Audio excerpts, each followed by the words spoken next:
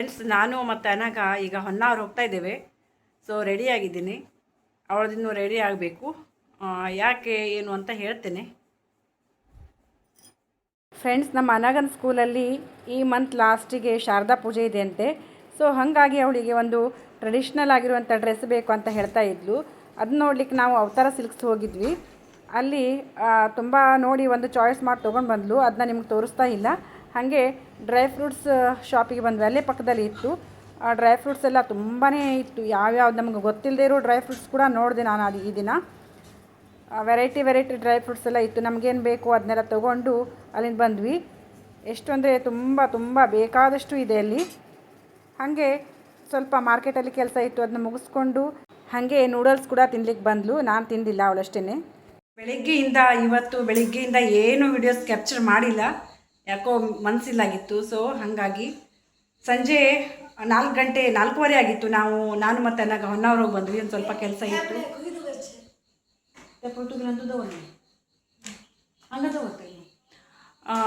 ಸ್ವಲ್ಪ ಕೆಲಸ ಇತ್ತು ಹೊನ್ನಾವರದಲ್ಲಿ. ಸೊ ಹೋಗಿ ಬಂದ್ವಿ. ಸ್ವಲ್ಪ ಡ್ರೈ ಫ್ರೂಟ್ಸ್ ಎಲ್ಲ ತೊಗೊಳೋದಿತ್ತು, ತರಕಾರಿನೂ ತೊಗೊಂಡು ಬಂದು ದೇವ್ರ ಭಜನೆ ಎಲ್ಲ ಮಾಡಿ ಆಯಿತು. ಅನ್ನ ಬಿಸಿ ಮಾಡಾಯಿತು, ಹಾಲು ಕಾಸಬೇಕು, ಆಮೇಲೆ ಚಪಾತಿ ಮಾಡ್ಕೊಳ್ಬೇಕು. ಡೈಲಿ ಚಪಾತಿನ ಅಂತ ಕೇಳ್ಬೋದು. ಇವತ್ತು ರೊಟ್ಟಿ ಮಾಡಬೇಕಂತ ಅಂದ್ಕೊಂಡಿದ್ದೆ. ಆದರೆ ಬೆಳಗ್ಗೆ ಕಲಸಿದ್ದ ಚಪಾತಿ ಹಿಟ್ಟು ಇತ್ತು. ಅದು ನಾಳೆ ತನಕ ಮುಂದುವರ್ಸೋದು ಬೇಡ ಅಂತ ಈಗ ಚಪಾತಿ ಮಾಡ್ಕೊಳ್ತಾ ಇದ್ದೇನೆ. ಮಾರ್ನಿಂಗ್, ಶುಭೋದಯ. ಎಲ್ಲರೂ ಹೇಗಿದ್ದೀರಿ? ಸೂಪರ್ ಆಗಿದ್ದೀನಿ ನಾನು. ನೀವು ಕೂಡ ಸೂಪರ್ ಆಗಿದ್ದೀರಿ ಅಂತ ಅಂದ್ಕೊಳ್ತಾ welcome back to Aagnya Pai Kannada vlog channel. Friends, ನಿನ್ನೆ ರಾತ್ರಿಯಿಂದ ಜೋರು ಮಳೆ. ಇವಾಗಲೂ ಮಳೆ ಬೀಳ್ತಾ ಇದೆ. ಕರೆಂಟ್ ಬೇರೆ ಇಲ್ಲ. ನಿನ್ನೆ ರಾತ್ರಿಯಿಂದ ಕರೆಂಟ್ ಇಲ್ಲ. Single phase. ನಾನಿವತ್ತು ಬ್ರೇಕ್ಫಾಸ್ಟಿಗೆ ಅವಲಕ್ಕಿ ಮಾಡ್ತಾ ಇದ್ದೇನೆ. ಅವಲಕ್ಕಿ ಒಗ್ಗರಣೆ ಹಾಕ್ಕೊಳ್ಳೋದು ಚೆನ್ನಾಗಿರುತ್ತೆ.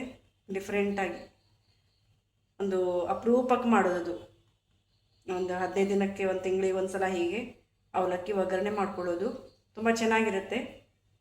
ಬ್ರೇಕ್ಫಾಸ್ಟ್ ಮಾಡ್ಕೊಳ್ತೇನೆ ಬೇಗ. ಅವಲಕ್ಕಿ ಮಾಡೋದಕ್ಕೆ ಒಗ್ಗರಣೆ ಹಾಕ್ಕೊಳ್ತಾ ಇದ್ದೇನೆ.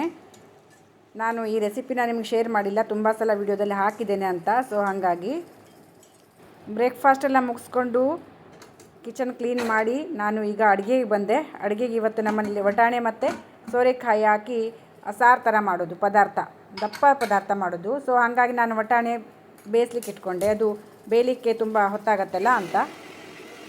ಒಂದೊಂದು ವಟಾಣೆ ಒಂದೊಂದು ಸಲ ಬೇಗ ಬೇಯುತ್ತೆ, ಒಂದೊಂದು ಸಲ ಬೇಯೋದೇ ಇಲ್ಲ. ಸೊ ಮತ್ತು ಮಸಾಲೆ ಮಾಡ್ಕೊಳ್ಳಿಕ್ಕೂ ಬಂದೆ. ಮಸಾಲೆ ಕೂಡ ಮಾಡ್ಕೊಂಡಿದ್ದಾಯಿತು. ಈಗ ವಟಾಣೆ ಕೂಡ ಬೆಂದು ಕುಕ್ಕರ್ ಆರಿದೆ. ಈಗ ನೋಡ್ತೇನೆ ವಟಾಣೆ ಒಂದೊಂದು ಸಲ ಬೇಯೋದಿಲ್ಲ, ಒಂದು ಸಲ ಬೇಯುತ್ತೆ. ಈಗ ನಾನು ಸುಮಾರು ವಿಸಿಲ್ ಕೂಗಿಸ್ಕೊಂಡಿದ್ದೆ, ಹಾಗಾಗಿ ಚೆನ್ನಾಗಿ ಬೆಂದಿದೆ. ಸೋರೆಕಾಯಿ ಕೂಡ ಈಗ ಹಾಕ್ತಾಯಿದ್ದೇನೆ ಇದರಲ್ಲೇ. ತುಂಬ ಚೆನ್ನಾಗಿರುತ್ತೆ. ನಾನು ಲಾಸ್ಟ್ ಒಂದು 2-3 ದಿನದ ಹಿಂದೆ ವಿಡಿಯೋದಲ್ಲೂ ಕೂಡ ಹಾಕಿದ್ದೆ, ಇದೇ ರೆಸಿಪಿನ ಹಾಕಿದ್ದೆ. ಚೆನ್ನಾಗಿ ಬೇಯಿಸ್ಕೊಳ್ಳಿ, 1-2 ವಿಸಿಲ್ ಹಾಕಿದ್ರೆ ಸಾಕು. ಆಮೇಲೆ ಮಸಾಲೆ ಕೂಡ ರೆಡಿಯಾಗಿತ್ತು. ಜುಮ್ಮನ್ಕಾಯಿ ಮಸಾಲ ಈ ಪದಾರ್ಥಕ್ಕೆ. ಜುಮ್ಮನ್ಕಾಯಿ ಮಸಾಲ ಕೂಡ ಹಾಕ್ಕೊಳ್ಬೇಕು. ರುಚಿಗೆ ತಕ್ಕಷ್ಟು ಉಪ್ಪು ಹಾಕ್ಕೊಂಡೆ. ಈ ಸೋರೆಕಾಯಿ ಸಿಹಿ ಅಂತಾರೆ, ಆದರೆ ಈ ಸೋರೆಕಾಯಿ ಮಾತ್ರ ತುಂಬ ಚಪ್ಪೆನೇ ಇತ್ತು. ಸ್ವಲ್ಪ ರುಚಿಗೆ ತಕ್ಕಷ್ಟು ಬೆಲ್ಲ ಹಾಕ್ಕೊಂಡ್ರೆ ಚೆನ್ನಾಗಿರ್ತದೆ. ಹಾಗೆ ರೆಡಿ ಮಾಡ್ಕೊಂಡಿದ್ದ ಮಸಾಲೆ ಕೂಡ ಆ್ಯಡ್ ಮಾಡಿದೆ. ಫ್ರೆಂಡ್ಸ್, ಇದನ್ನ ಕಲಿಸ್ಕೊಳ್ಳಿಕ್ಕೆ ಮಾಡ್ತಾಯಿಲ್ಲ, ನಾನು ನೆಂಚ್ಕೊಳ್ಳಿಕ್ಕಷ್ಟೇ ಮಾಡ್ತಾಯಿದ್ದೇನೆ. ಯಾಕಂದರೆ ವಟಾಣೆ ಮತ್ತು ಸೋರೆಕಾಯಿ ಎಲ್ಲ ಇದ್ದರೆ ಅದು ಕಲಿಸ್ಕೊಳ್ಳಿಕ್ಕಷ್ಟು ಚೆನ್ನಾಗಿರೋದಿಲ್ಲ, ನೆಂಚ್ಕೊಳ್ಳಿಕ್ಕೆ ಮಾತ್ರ ಚೆನ್ನಾಗಿರ್ತದೆ. ಸೊ ಹಾಗಾಗಿ ಮಸಾಲೆ ಕೂಡ ಹಾಕ್ಕೊಂಡು ಪದಾರ್ಥ ರೆಡಿ.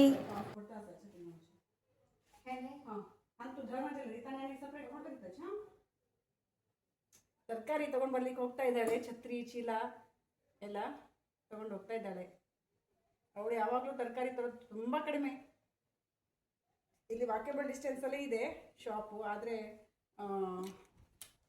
ಒಂದು ಸುಮಾರು ತರಕಾರಿ ತೊಗೊಂಡು ಬರ್ಲಿಕ್ಕೆ ಹೇಳಿದ್ದೇನೆ. ಆಗ್ತದೆ ಅಂತ ಹೇಳಿದ್ಲು ಅವಳು. ಎಲ್ಲ ಥರ ರೂಢಿ ಇರಬೇಕು ಮಕ್ಕಳಿಗೆ. ಫ್ರೆಂಡ್ಸ್, ಸೋರೆಕಾಯಿ ಪದಾರ್ಥ ರೆಡಿಯಾಗಿದೆ. ಈಗ ಅನ್ನಕ್ಕಿಡ್ತೇನೆ. ಇವತ್ತು ವೈಟ್ ರೈಸೇ ಮಾಡೋದು. ಶನಿವಾರ ರವಿವಾರ ಅಂದರೆ ನಮ್ಮ ಮನೇಲಿ ವೈಟ್ ರೈಸ್. ಯಾಕಂದರೆ ಅನಗಂಗೆ ವೈಟ್ ರೈಸೇ ಇಷ್ಟ. ಮನೇಲಿದ್ದಾಗ ಸ್ಕೂಲಿಗೆ ಹೋಗಬೇಕಿದ್ರೆ ಅವಳಿಗೆ ಯಾವುದೇ ಅನ್ನ ಆದರೂ ಆಗ್ತದೆ. ಸೊ ಹಾಗಾಗಿ ವೈಟ್ ರೈಸ್. ಟೊಮೆಟೊ ಸಾರು ಮಾಡ್ಕೊಳ್ಳಿಕ್ಕೆ ಟೊಮೆಟೊನ ಬೇಯಿಸಿಟ್ಟು ನಾನು ಬಟ್ಟೆ ಒಗಿಲಿಕ್ಕೆ ಹೋಗಿದ್ದೆ. ಈಗ ಆರ್ಲಿಕ್ಕೆ ಇಟ್ಟಿದ್ದೇನೆ ನಾನು. ಬಟ್ಟೆ ಒಗಿ ಕೆಲಸ ಎಲ್ಲ ಮುಗೀತು. ಬಟ್ಟೆ ಒಗೆದು ಅದನ್ನ ಈಗ ವಾಷಿಂಗ್ ಮಿಷಿನಿಗೆ ಹಾಕಿದ್ದೇನೆ ಡ್ರೈ ಆಗಲಿಕ್ಕೆ. ಸೋರೆಕಾಯಿ ಸಾರು ಆಗಿದೆ. ಅನ್ನ ಅದಕ್ಕೆ ಪ್ಲೇಟ್ ಮುಚ್ಚಿಟ್ಟಿದ್ದೇನೆ. ಒಂದು 10 ನಿಮಿಷ ಬಿಟ್ಟು ನೋಡಬೇಕು. ಈಗ ಟೊಮೆಟೊ ಸಾರು ಮಾಡ್ಕೊಳ್ತೇನೆ ಫ್ರೆಂಡ್ಸ್. ಟೊಮೆಟೊ ನೀರು ಸಾರು ರಸಂ ಥರ ಚೆನ್ನಾಗಿರುತ್ತೆ. ನಾನು ಯಾವಾಗಲೂ ನೀವು ಅಬ್ಸರ್ವ್ ಮಾಡಿರ್ಬೋದು, ಮಸಾಲೆದೇನಾದರೂ ಮಾಡಿದರೆ ನಾನು ಒಂದು ಸಲ ಲೈಟಾಗಿ ಅನ್ನ ಕಲಿಸ್ಲಿಕ್ಕೆ ತಿಳಿ ಸಾರು ಈ ಥರ ಮಾಡ್ಕೊಳ್ತೇನೆ. ಹೆಸರುಬೇಳೆ ಸಾರಾಗಲಿ ಈ ಥರ. ಮತ್ತು ಹಲಸಿನಕಾಯಿಗೆ ಉಪ್ಪು ಹಚ್ಚಿಟ್ಟಿಲ್ಲ. ಈಗ ಉಪ್ಪು ಹಚ್ಚಿಡಬೇಕು, ತೊಳಬೇಕು. ಒಂದು ಸಲ ತೊಳೆದು ಉಪ್ಪು ಹಚ್ಚಿ ಇಟ್ಟು ಆಮೇಲೆ ಫ್ರೈ ಮಾಡ್ಕೊಳ್ಳೋದು. ಟೈಮಿಗೆ 12:10. ಟೊಮೆಟೊ ಸಾರು ರೆಡಿ ನೋಡಿ. ಫ್ರೂಟ್ಸ್ ಮತ್ತು ನಟ್ಸ್ ರೆಡಿ ಮಾಡಿಟ್ಟಿದ್ದಾಳೆ ನಮ್ಮ ಮನಗ.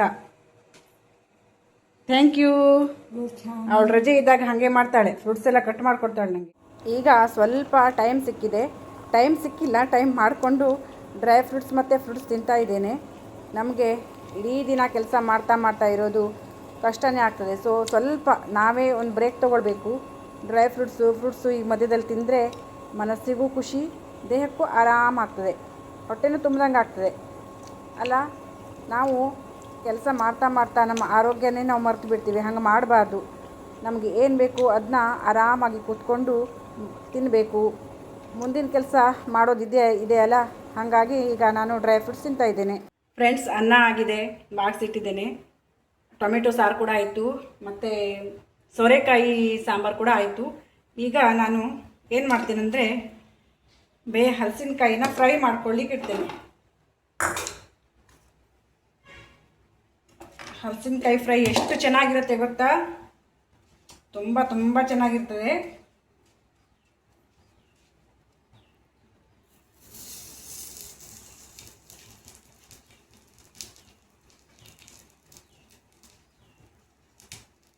ನಮ್ಮ ಕಡೆ ಸಾಧಾರಣವಾಗಿ ಮಳೆಗಾಲದಲ್ಲಿ ಈ ಬೇರಲಸಿನಕಾಯಿ ಸಿಗುತ್ತೆ. ತುಂಬ ಫ್ರೈ ಮಾಡ್ಕೊಳ್ತಾ ಇದ್ದೇನೆ ನೋಡಿ. ತುಂಬ ಚೆನ್ನಾಗಿರುತ್ತೆ ಫ್ರೈ ಮಾತ್ರ. ಫ್ರೆಂಡ್ಸ್, ತಲೆಯಲ್ಲಿ ಸ್ವಲ್ಪ ಗ್ರೇ ಹೇರ್ ಕಾಣಿಸ್ತಾ ಇತ್ತು.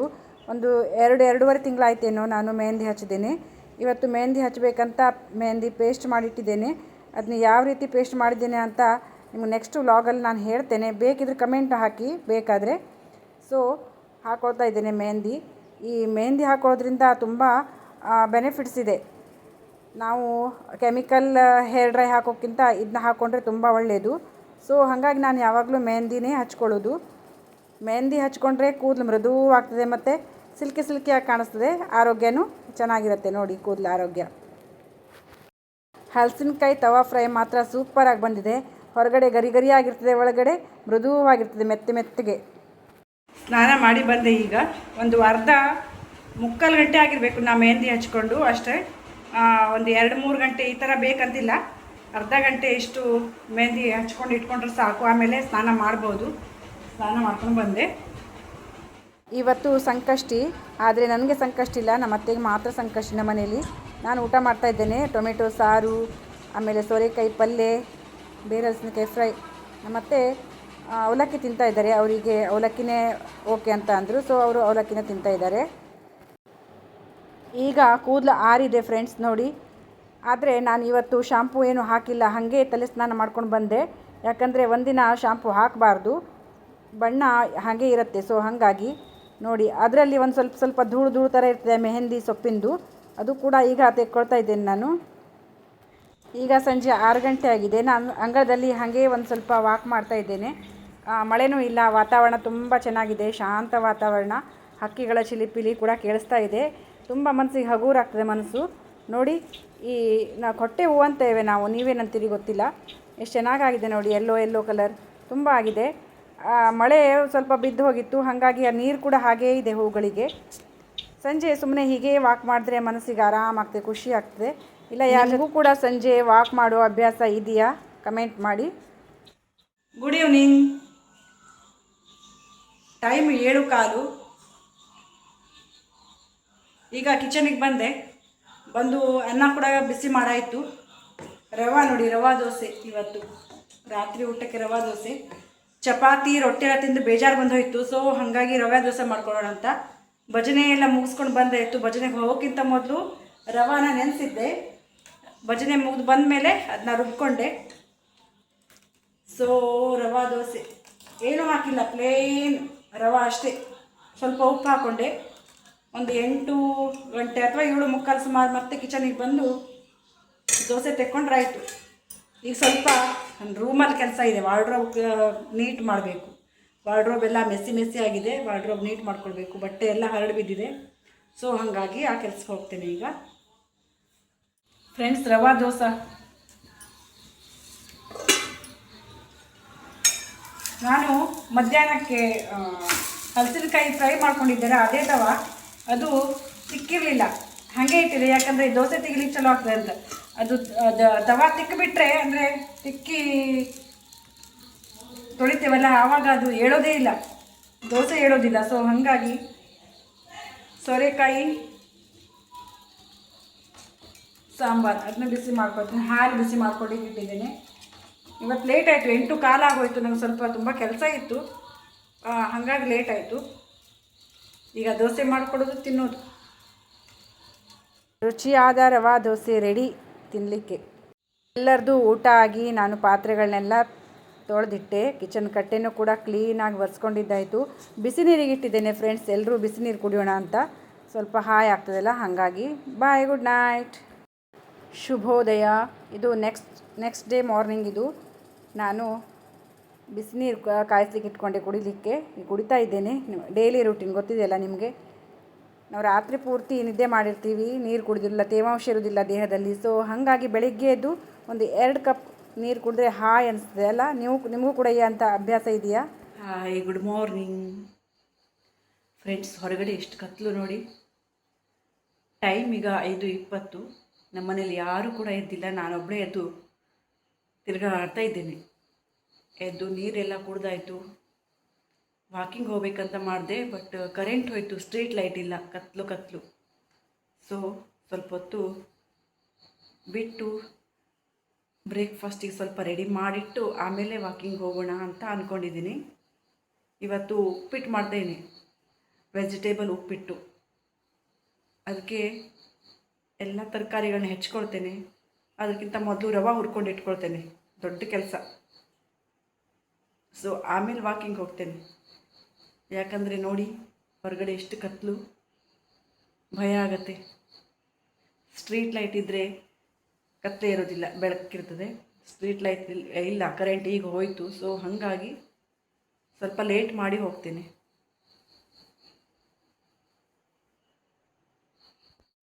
ಉಪ್ಪಿಟ್ಟು ಮಾಡೋದಕ್ಕೆ ಸ್ವಲ್ಪ ರವೆ ಹುರ್ಕೊಳ್ತಾ ಇದ್ದೇನೆ. ಸ್ವಲ್ಪ ತುಪ್ಪ ಹಾಕ್ಕೊಂಡು ರವೆ ಹುರ್ಕೊಳ್ಬೇಕು. ರವೆ ಎಲ್ಲ ಹುರ್ಕೊಂಡಾಯಿತು. ರವೆ ಹುರಿದಿದ್ದಕ್ಕೆ ಇಲ್ಲಿ ನಿಂತಿದ್ದಕ್ಕೆ ಗ್ಯಾಸ್ ಕಡೆ ನೋಡಿ ಎಷ್ಟು ಸ್ವೆಟ್ ಆದೆ. ಆಮೇಲೆ ಸೌತೆಕಾಯಿ, ಕ್ಯಾರೆಟ್ ಕೂಡ ತುರಿದಿಟ್ಕೊಂಡೆ ಸಲಾಡಿಗಂತ. ಆಮೇಲೆ ಹೊಸ್ತಿಲೆಲ್ಲ ಬರ್ಕೊಂಡು ಬಂದೆ. ನೋಡಿ ಹೊರಗಡೆ ಸ್ವಲ್ಪ ಬೆಳಕು ಹರಿತಾ ಇದೆ, ಕತ್ತಲೆ ಕಳೆಯಿತು, ಬೆಳಕು ಹರಿಯಿತು. ನೋಡಿ ಎಷ್ಟು ಬೇಗ, ಒಂದು 5 ನಿಮಿಷಕ್ಕೆ ಯಾವ ಥರ ಚೇಂಜಸ್ ಇರುತ್ತಲ್ಲ.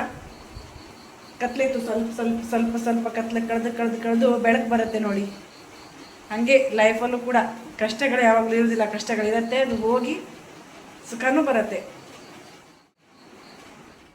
ತಲೆ ಸ್ನಾನ ಮಾಡ್ಕೊಂಡು ಬಂದೆ. ನಿನ್ನೆ ಮೆಹಂದಿ ಹಚ್ಕೊಂಡು ಹಾಗೆ ಶಾಂಪು ಹಾಕದೆ ಸ್ನಾನ ಮಾಡಿದ್ದೆ. ಆದರೆ ಈಗ ಶಾಂಪು ಹಾಕಿ ಸ್ನಾನ ಮಾಡಿದೆ. ಎಲ್ಲ ಧೂಳು ಗಿಡ ಎಲ್ಲ ಹೋಗಿತ್ತು. ತುಂಬ ಚೆನ್ನಾಗಿ ಅದು ಫೀಲ್ ಆಯಿತು ನನಗೆ. ತುಂಬ ಖುಷಿ ಆಗ್ತಾ ಇದೆ. ಹೇರ್ ಕೂಡ ಗ್ರೇ ಹೇರ್ ಕಲರ್ ಬಂದಿದೆ ಈಗ. ತುಂಬ ಖುಷಿ ಆಗ್ತಾ ಇದೆ. ಯಾವಾಗಲಾದರೂ ಒಂದು 2-3 ತಿಂಗಳು ಒಂದು ಸಲ ಈ ಥರ ಮೆಹಂದಿ ಹಚ್ಕೊಳ್ತೇನೆ. ಗ್ರೇ ಹೇರ್ ತುಂಬ ಚೆನ್ನಾಗಿ ಕಾಣ್ತದೆ ಇದೆ ಈಗ. ಬಿಸಿ ಆದ ಉಪ್ಪಿಟ್ಟು ರೆಡಿಯಾಗಿದೆ ಫ್ರೆಂಡ್ಸ್. ನೋಡಿ ಎಷ್ಟು ಚೆನ್ನಾಗಿ ಕಾಣಿಸ್ತಾ ಇದೆ. ಟೇಸ್ಟು ಕೂಡ ಆ ಥರ ತುಂಬ ಚೆನ್ನಾಗೇ ಇದೆ. ಬ್ರೇಕ್ಫಾಸ್ಟ್ ಮಾಡಲಿಕ್ಕೆ ಕೂತ್ಕೊಂಡ್ವಿ. ತುಂಬ ಚೆನ್ನಾಗಿದೆ ಫ್ರೆಂಡ್ಸ್ ಇವತ್ತಿನ ಬ್ರೇಕ್ಫಾಸ್ಟ್.